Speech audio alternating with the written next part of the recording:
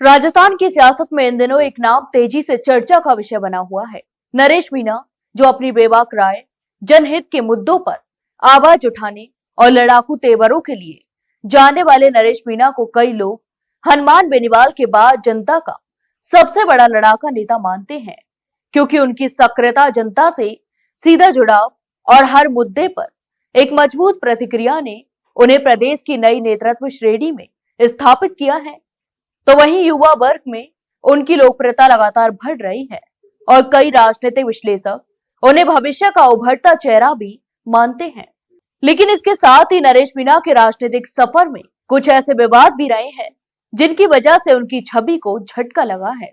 खासकर वह घटना जिसमें उन्होंने एसडीएम को थप्पड़ मार दिया, आज भी उनके लिए राजनीतिक कमजोरी का बड़ा कारण बनी हुई है। कई लोगों का कहना है कि जिस दिन यह घटना हुई उसी दिन नरेश मीणा के भीतर के नेता को सबसे ज्यादा नुकसान पहुंचा। जनता भले ही एक लड़ाकू नेता चाहती है, पर नेतृत्व के लिए धैर्य और संयम जरूरी माना जाता है। राजनीति में गुस्सा और अहंकार अक्सर नेताओं का सबसे बड़ा दुश्मन बन जाते हैं।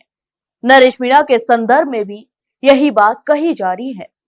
चुनाव में लगातार हार और राजनीतिक उतार चढ़ाव के बावजूद उनसे अपेक्षा की जा रही थी कि वह अपने अनुभवों से सीखेंगे, खुद को और ज्यादा समझदार बनाएंगे। लेकिन ऐसा नहीं हुआ और एक लंबे संघर्ष के बाद जनता के नेता के रूप में उभरेंगे। लेकिन कई लोगों का कहना है कि वे अब भी उसी गुस्से और अपने घमंड में फंसे हुए हैं, जो उनके सार्वजनिक जीवन में अड़चन बन रही है। राजनीति में बड़े नेता बनने के लिए सिर्फ आक्रामकता नहीं, बल्कि धैर्य और समझदारी भी जरूरी होती है। इसका सबसे बड़ा उदाहरण सचिन पायलट जैसे नेता हैं, जिन्होंने लंबे संघर्ष, अन्याय और दबावों के बावजूद अपने धैर्य को नहीं छोड़ा। इसी कारण वे आज युवाओं के लिए एक प्रेरणा, स्थिर और कई लोगों के पसंदीदा नेता भी हैं। कई लोग मानते हैं कि अगर नरेश मीणा अपने भीतर उसी तरह का संयम और धैर्य विकसित कर लें, तो उनका भविष्य बेहद उज्जवल हो सकता है। जनता के बीच नरेश मीणा की पकड़ मजबूत है।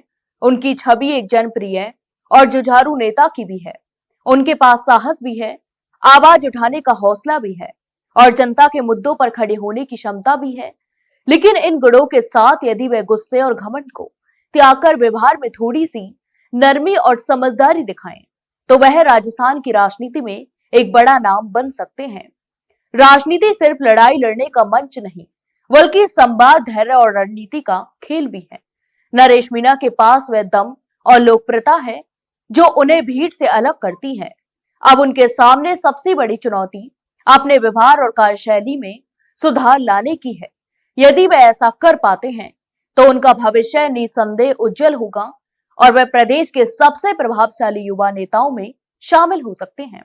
तो आपके इस पूरे मामले पर क्या राय है, हमें कमेंट बॉक्स में कमेंट करके जरूर बताएं।